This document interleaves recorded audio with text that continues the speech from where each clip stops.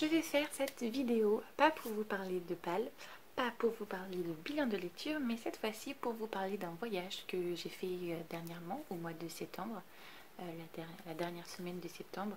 Je suis allée avec mon compagnon à Athènes. Donc j'aimerais revenir avec vous sur cette destination, ce que j'ai aimé, ce que j'ai pas aimé, ce qui est à voir, ce qui est à pas voir, les tips, les conseils, et puis voilà. Alors déjà j'aimerais dire que Athènes est une destination qui fait évidemment rêver avec l'Antiquité et tout, mais il faut quand même bien choisir ses moments pour y aller, je pense. Il faut y aller avant saison et après saison, mais pas pendant, parce que c'est quand même un pays méditerranéen où il fait extrêmement chaud. Donc nous on y allait fin septembre, la dernière semaine de septembre, et déjà les températures là-bas n'étaient pas du tout les mêmes que chez nous, puisqu'on tournait autour des 25 degrés. Clairement on était en sueur, on était en t-shirt et en débardeur. Donc voilà, je vous déconseille au plein mois d'août, à mon avis ça doit être un cagnard. Donc on commence la première journée, on est allé à Nantes, on a pris l'avion, on est arrivé là-bas vers... l'avion c'était vers 20h, 20h30 je crois. On est du coup arrivé à 3 heures d'avion, 3h, 3h30 pour aller là-bas. Et ne pas oublier le petit truc, c'est qu'il y a 1 heure de décalage avec Athènes et Paris. Donc du coup, ça change un petit peu les choses. Sans trop les changer non plus, mais voilà, il y a une petite heure de décalage. Du coup, on est arrivé là-bas vers 22h, si je ne me trompe pas, 22h. Ouais, c'est ça, 22h. Le souci étant que comme nous sommes arrivés évidemment le jour de Pâques, c'était à la grève des métros. Donc on a dû prendre, on ne comprenait pas tout. On a dû prendre un TER et heureusement on est tombé sur des gens adorables dans ce TER qui nous ont expliqué que seulement aujourd'hui c'était les métros qui étaient en grève et que tout le reste de la semaine ça allait très bien se passer et tout, donc on était soulagés. En plus les gens adorables c'était une Athénienne et un Chypriote. Ils ont énormément discuté avec nous puisqu'ils ont compris qu'on était de l'étranger et ils nous ont donné des petits tips comme quoi ce week-end les musées étaient gratuits et tout, donc c'était génial parce que c'était la journée européenne du patrimoine, mais nous on ne savait pas du tout, donc franchement c'était hyper cool de leur part. Je tiens à préciser que quand je dis qu'on ne comprenait pas tout, c'est parce que le grec ne s'écrit pas du tout comme le français, l'anglais ou l'allemand, ils n'ont pas le même alphabet. Enfin, pas exactement. Donc du coup, il y a beaucoup de choses qui sont écrites, des panneaux. Bon, à Athènes, ça va. C'est quand même bien expliqué parce qu'en dessous, il y a souvent la traduction en anglais. Donc ça va. Tu t'en sors si tu connais l'anglais, mais si tu connais pas un mot d'anglais, ça risque d'être un petit peu compliqué. Avec mon compagnon et moi, on a un bon niveau, même si en fait on se complémente un peu. Parce que moi je comprends très bien puisque j'ai déjà fait des multiples voyages et que j'ai eu des colocations avec des étrangers et tout, mais je suis un peu renfermée sur moi-même, j'ose pas aller vers les gens, alors que lui à l'inverse a le culot d'aller vers les gens, même si les mots qu'il dit ne sont pas exacts, il s'en fiche, il y va. Donc c'est cool, on était très complémentaires et du coup ça s'est assez bien passé. Donc voilà pour les explications du premier jour. Pour ce voyage, on avait deux visions différentes, mon compagnon et moi. Lui, il voulait faire un truc intensif, il voulait tout faire. Et moi, je voulais pas faire niente, mais je voulais un peu qu'on visite et qu'on se repose en même temps. Et c'est finalement mon choix qui a été choisi, puisque en fait, il s'est imposé à nous-mêmes. En fait, c'était obligatoire, puisqu'on a décidé d'écouter les conseils de certaines personnes qu'on a vues qui étaient déjà allées à Athènes.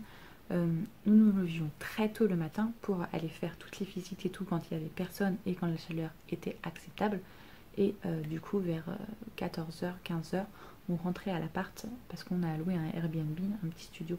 On rentrait à l'appart pour se reposer et ne pas avoir à supporter les grosses fortes chaleurs justement. Donc le premier jour on a fait pas mal de gros sites antiques. On a fait l'Agora romaine, l'Agora ancienne, la librairie d'Adrien, bibliothèque d'Adrien.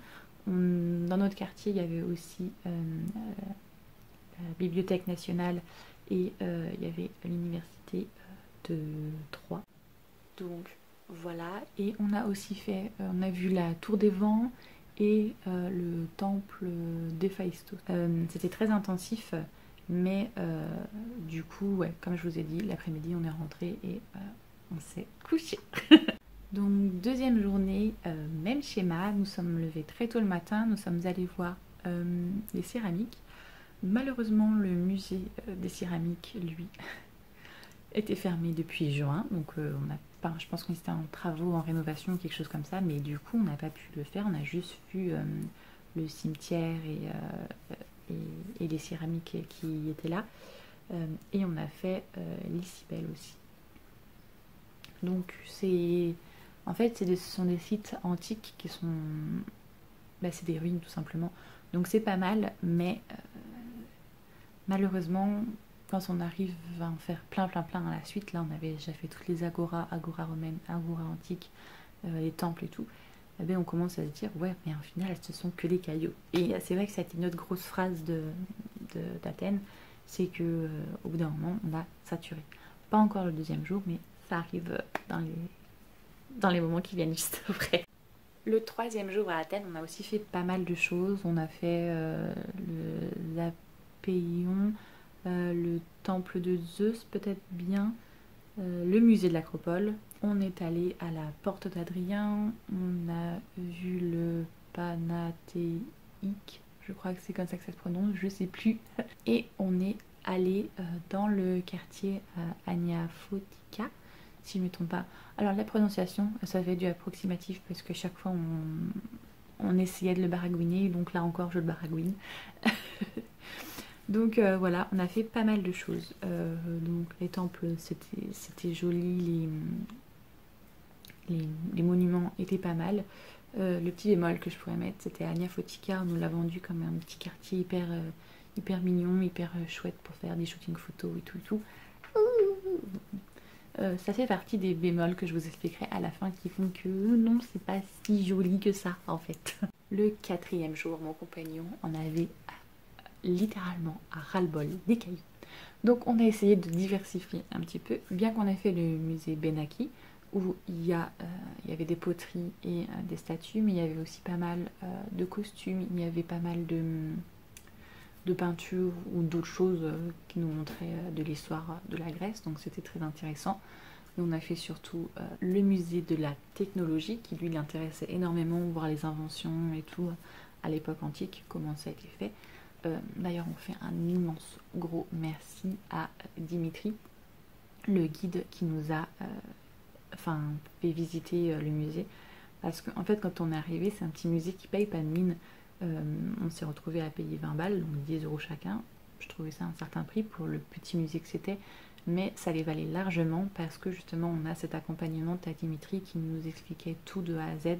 Il parlait anglais, mais quand il a compris qu'on était français, on a pas mal discuté avec lui du coup, et même s'il ne parlait pas français au top, il baragouinait, il nous expliquait quelques notions en français et ça c'était franchement génial. Apparemment il aurait appris à parler français en lisant du Victor Hugo et les évangiles. Je sais pas comment il a fait personnellement, mais franchement le type adorable, et franchement le musée je le conseille franchement, hein. Le musée des technologies, le musée Benaki c'était cool aussi. On a fait aussi le musée de la guerre qui pour le coup, bah, lui comme il faisait partie des trucs gratuits à faire, donc on l'a fait. J'ai moins été enjaillée, ça ne me plaisait pas spécialement. Voilà, on voyait les différents uniformes, les différentes guerres dans lesquelles la Grèce a été s'est battue. Donc voilà, il y a des archives, des photos, des médailles, des armes en voiture, voilà, des canons. Enfin, ceux qui aiment la guerre, c'est sûrement très intéressant, mais moi, c'était pas ma passion, c'est pas ma passion ultime. Donc du coup, on l'a fait pour changer un peu d'air. Et puis, ce jour-là aussi, on allait dans le parc, alors je sais pas si c'est le parc national ou pas, mais pas loin, il y a comment ça s'appelle ? Il y avait la résidence du Premier ministre et du président. Donc du coup, on était dans cette espèce de parc-là pour déjeuner, se reposer. Ensuite, lundi matin, nous avons fait l'Acropole de très bonne heure. On est arrivé dès l'ouverture à 8h. Et heureusement, parce qu'il y avait déjà un petit peu de monde, mais ça allait. Donc on a pu monter, voir l'Acropole, et puis... comment dire pardon, oui, je reviens de voyage. On a pu faire l'Acropole et puis voir du coup le Parthénon, les différents temples qui étaient là pour Athéna et tout. Mais il n'y avait pas trop de monde, ça allait encore. Quand on est descendu vers les coups de 9h30, 10h, là par contre, nous on est allé sur la colline qui était juste en face, Philippapou, si je me trompe pas.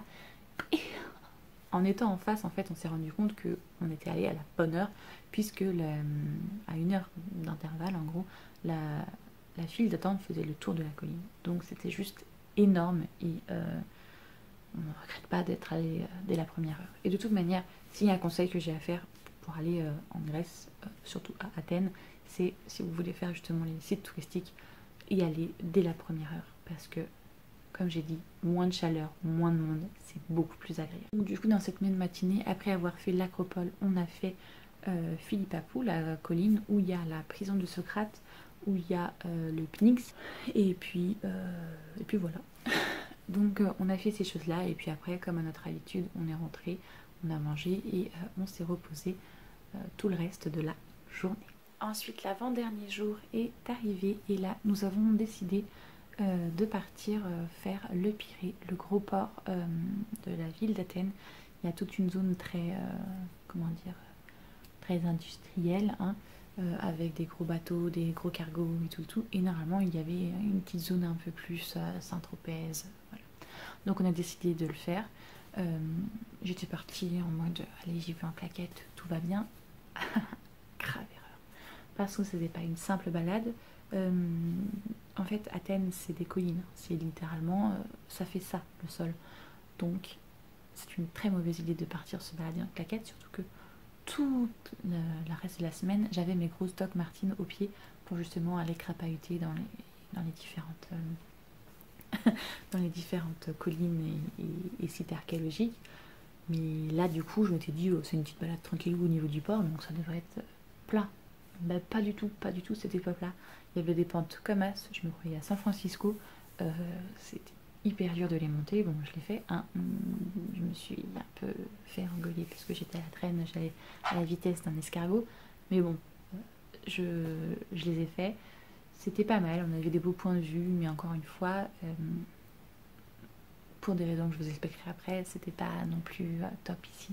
L'après-midi, après, nous sommes allés faire le shopping, nous sommes allés acheter tous les souvenirs, les cadeaux et tout pour nos deux familles respectives. Clairement, il faut soit aller à Plaka, soit aller à Monastaki, je crois que c'est comme ça que ça se dit. Là, vous avez des rues entières que de trucs de souvenirs. Et je vous conseille d'ailleurs de faire bel et bien toutes les boutiques les unes après les autres et après de revenir, parce que vous avez les mêmes articles pour des prix un petit peu différents. Vous pouvez vous retrouver avec, par exemple, moi je voulais acheter des Playmobil pour ma nièce, le Playmobil d'Athéna. Et ben je l'ai acheté, mais dans certaines boutiques il était à 5 euros, d'autres à 4, d'autres à 6, d'autres à 7. Donc vous voyez, selon les boutiques que vous faites, faites bien attention, vous pouvez avoir des hyper bonnes affaires prix moitié en dessous. Donc c'est le petit conseil que je pourrais vous donner, c'est faites bien toutes les boutiques avant de choisir celle où vous voulez vous arrêter. Ensuite, il y a eu le jour de départ, et là ça s'est un peu complexifié, puisque donc nous sommes levés à 9h, nous avons libéré l'appartement pour 11h. Ensuite nous avons décidé de passer 2 heures dans un petit parc avant d'aller au restaurant, pour après reprendre le TER direction l'aéroport. Donc tout ça s'est passé comme prévu, à la petite nuance que le parc dans lequel nous sommes allés, craignait un petit peu. Il y avait beaucoup de personnes en train de dealer, de s'injecter des substances et tout, donc c'était pas officiel quand tu as les 2 valises, les 2 sacs à dos pleins d'affaires et que tu as un peu peur. Mais voilà, ça fera partie des bémols dont je parlerai pour mon bilan d'Athènes. Donc ensuite on est allé au restaurant, j'ai eu un petit peu de mal à manger parce que c'était le départ et j'appréhendais beaucoup. Donc voilà, et après nous avons décidé de reprendre le métro qui nous guide au TER, puisque la première journée, comme je vous ai dit, il y avait eu grève de métro. Donc du coup on avait dû prendre le TER, et le TER c'était aller-retour. Donc vu qu'on avait payé 36 euros, on s'est dit on va pas reprendre le métro pour aller à l'aéroport, on va utiliser le ticket TER que nous avons acheté. Le souci étant que ok, on baragouine tous les deux, mais là on a eu des gros soucis d'incompréhension avec les personnes auquel on a parlé, puisque dans Athènes il y a 2 aéroports et le TER qu'on a pris, on l'a pris dans le mauvais sens malheureusement. En fait il y a 2 aéroports comme je viens de vous dire, il y a l'aéroport national, celui-là qu'on devait prendre, et il y a un aéroport militaire. On s'en est rendu compte au bout d'un moment quand on était dans le TER et que je voyais que le paysage, on arrivait en plein milieu de... pas en plein milieu mais on arrivait en pleine campagne si je puis dire. On n'était plus du tout dans Athènes, on voyait... Enfin, le paysage était problématique. Donc du coup j'ai topé mon compagnon en lui disant bah, là il y a un souci en fait, je crois qu'on est parti dans la mauvaise direction. On a demandé conseil et tout, on nous disait si le terminus c'est l'aéroport. Bon, on s'est dit ça va. Et ben en fait non, ça n'allait pas parce qu'on a redemandé conseil au bout d'un moment à une autre personne, une personne plus jeune qui parlait très bien anglais, et il nous a dit oui on va à l'aéroport, mais l'aéroport militaire. Vous, je suppose que ce que vous voulez c'est l'aéroport international pour pouvoir repartir dans votre pays. Et c'est là qu'on a compris. Donc du coup on a dû descendre, on a dû toper le personnel de la sécurité pour nous aider à changer de train. Bref, c'était une catastrophe. On a chopé un jeune pilote, on a dit on vous suivez-vous parce que visiblement vous allez à l'aéroport. Il rigolait en disant non, je suis un élève de l'aéroport militaire, mais si vous voulez je peux vous aider à aller jusqu'au bon arrêt pour pouvoir après changer de train et aller bel et bien à l'aéroport que vous souhaitez. Donc comment vous dire que cette journée a été riche en émotions. Donc voilà, après une fois arrivé à l'aéroport, l'avion avait plus d'1 heure de retard. Donc en fait cette journée ça a été une journée catastrophe. Il s'est enchaîné plein de choses qui n'étaient pas forcément super géniales. Donc voilà, c'était une journée compliquée, mais on en est venu à bout et on est bel et bien rentré à la maison, mais assez tard du coup, vers 2 h du matin. Autre petite chose qui m'a mis en colère aussi, c'est que dans le fameux TER, il y a eu des personnes qui m'ont littéralement dévisagé au niveau de mes tatouages. En fait, on était assis à côté de deux.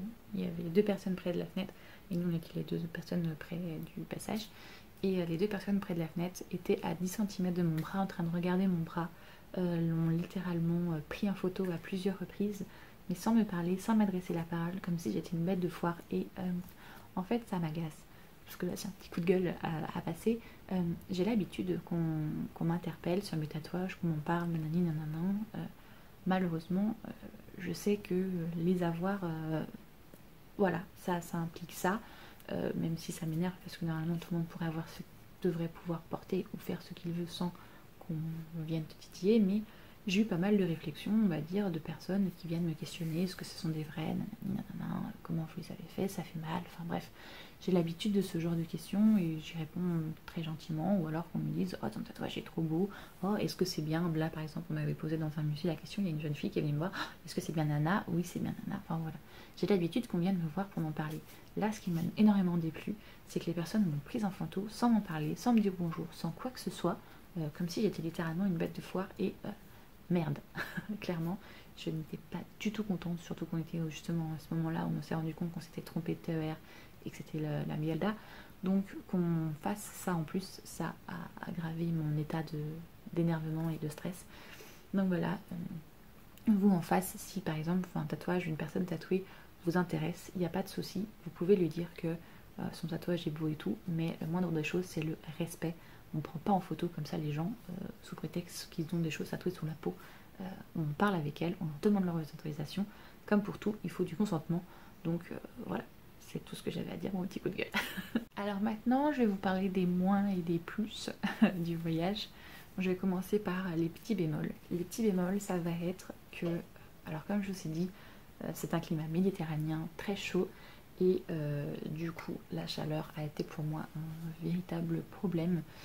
Parce qu'il faisait très bon jusqu'à arriver 13 h, et après 13 h il faisait vraiment une chaleur de tous les diables, donc c'était assez difficile à gérer. Ensuite, l'autre petit bémol que je pourrais dire qui va avec la chaleur, c'est les moustiques. Je m'étais fait à l'idée que chez nous il n'y a plus de moustiques, là ça y est on était débarrassés, et arrivé là-bas et ben c'était pas du tout le cas, donc on s'est énormément fait manger, dévorer. Autre petit bémol, comme je vous en ai parlé plus tôt, c'est que Athènes n'est pas du tout une ville plate, c'est une ville qui fait que ça, hein. Donc clairement, même la simple balade se transforme en randonnée. Pour une personne en plus comme moi qui est en surpoids, marcher ne me pose pas un problème, mais les pentes, c'est compliqué. Donc voilà, c'était cool, mais compliqué.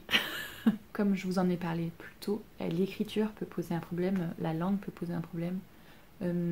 Ça sonne un petit peu quand on les écoute parler comme des Italiens ou des Espagnols. Il y a une sonorité méditerranéenne qu'on reconnaît à l'oreille, mais le langage n'est pas du tout le même évidemment que le nôtre. Et puis leur écriture, justement, leur signalétique n'est pas du tout la même non plus. Et du coup, si vous parlez pas bien anglais, je pense que ça va être assez compliqué, je l'avoue. Puisque, un peu comme en France, je dirais, il y a des générations qui parlent, notre génération parle plutôt bien anglais, ou se débrouille tout du moins, mais la génération d'au-dessus, malheureusement, c'est pas vraiment le cas. Donc ça peut poser des problèmes pour justement s'orienter et tout, pour avoir des renseignements. Bien que dans les plus, comme je vous dirais, Athènes est une ville très touristique, donc est très très tournée vers les étrangers quand même. Et le gros bémol d'Athènes, c'est la pauvreté. Vous êtes en Grèce, la crise est passée par là, c'est sûr, mais là c'est quand même un palier au-dessus.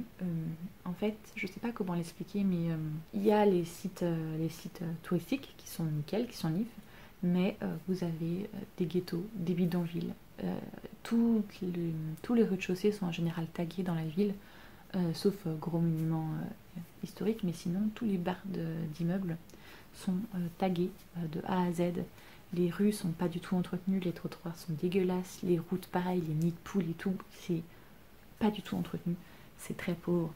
Comme je vous ai dit, quand on est dans le parc, il y avait des tocs, mais il y en avait partout, enfin, il y avait des mendiants partout, il y avait des personnes, des toxicomanes un peu partout, parce que même dans l'allée entre la Bibliothèque nationale et l'université de droit, qu'on prenait quasiment tous les matins, comme par hasard, tous les matins on arrivait, il y avait des échanges de seringues et tout. Donc malheureusement, c'est une ville où la pauvreté est très très très présente et très malaisante, parce que en fait on se retrouve avec des paradoxes dans cette ville où justement tu as des très beaux bâtiments et 2 rues plus loin tu vois un bidonville, et c'est un crève-cœur franchement. Alors il y a des moins, mais il y a aussi des plus. Dans les plus, évidemment, qui dit chaleur dit beau temps. Donc on a eu à peu près beau tout le temps. Il y a juste eu 1 heure ou 2 où on a eu un crachat le jour du shopping, ce qui était très embêtant puisque j'étais en claquette, forcément, le seul jour où je suis en claquette.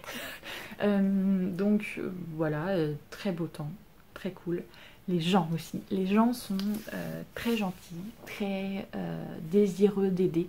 Comme je vous ai dit, quand on était dans le TER le premier jour, l'Athénienne et le Chypriote qui nous ont parlé, ont tout de suite vu qu'on était perdus et ont tout de suite voulu nous aider. Donc on les remercie encore avec mon compagnon, parce que en plus, chose improbable, le dimanche je crois, quand on a fait les sites touristiques, on les a recroisés et c'était ouf. On a oublié de se prendre en photo avec eux et ça je le regretterai jusqu'au fond de ma vie, mais on les a retrouvés et on était hyper contents de parler avec eux, de dire que oui, on avait fait ces sites-là, on les avait écoutés, on était allés au musée, nanana, et donc du coup c'était génial. Donc voilà, pareil comme je vous ai dit, Dimitri, le guide hyper génial, essaye de baragouiner en français. On est allé dans un restaurant à un moment avec, c'était un restaurant familial qui se transmettait de génération en génération. Le petit papy de 70 ans je pense, qui s'est à baragouiner en français, parce qu'évidemment il a l'habitude des touristes étrangers, donc on voyait qu'il parlait à chaque fois dans différentes langues, et c'était genre juste ouf.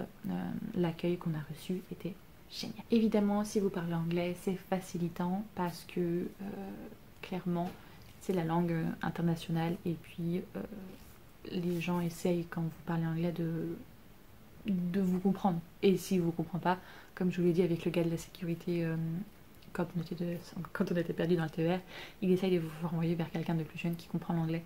Donc du coup, ça fait partie des choses où les gens sont adorables. Et après, dans les choses qui sont pas mal aussi, c'est que c'est pas cher. Enfin, je vais pas dire que c'est pas cher, mais vous pouvez vous en sortir pour pas cher. Évidemment, il faut faire attention. Il y a des endroits ou des quartiers où il faut pas aller, parce que là, évidemment, la note sera plus salée. Mais en vrai, c'est relativement accessible, pas cher. Vous voyez la location qu'on a fait du petit studio en plein centre d'Athènes. pour 7 jours et 7 nuits, on en a eu pour un peu moins de 400 €, je crois, 397. Non, même pas. Non, même pas, je crois qu'on en a eu pour 357, quelque chose comme ça. Enfin, oui, c'était largement raisonnable. Après, des petits restaurants, on a fait pour 20 ou 30 € à deux, hein, je dis bien à deux.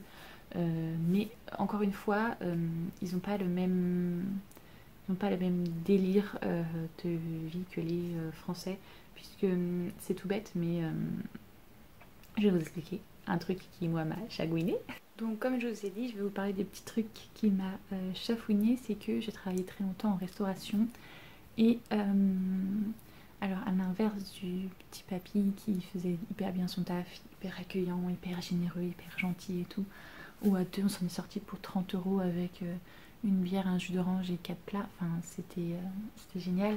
Il y en a à l'inverse qui jouent sur le tourisme et qui s'en fichent un peu, mais après je me disais que c'était un peu aussi dans leur comment dire, dans leur manière de faire, parce que alors il y a une heure de décalage avec nous, mais c'est surtout comme je te dis, un climat du Méditerranéen, et du coup peut-être une façon de vivre aussi décalée.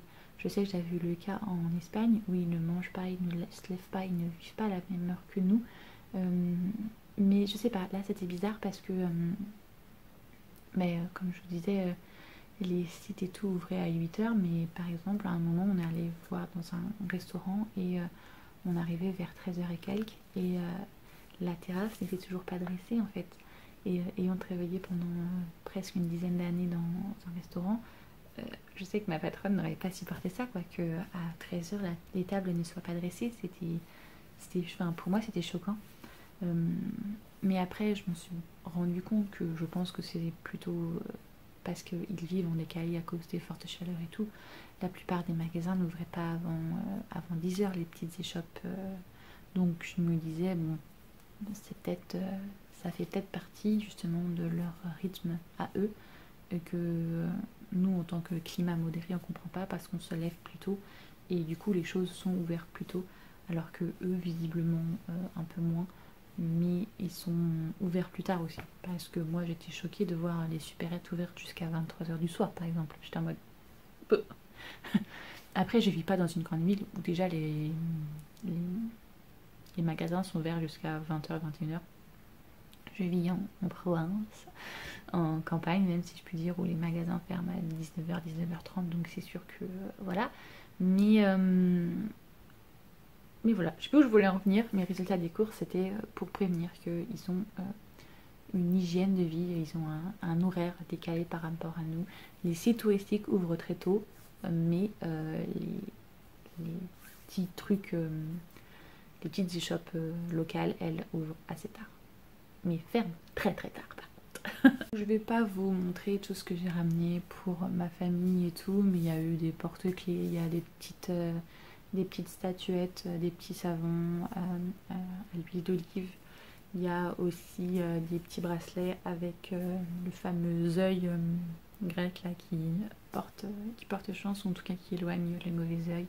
Il y a pas mal de petits trucs comme ça, clichés ennemis, que j'aurais acheté pour leur faire plaisir. Et puis comme je vous ai dit, pour ma nièce, des Playmobil de la déesse Athéna forcément.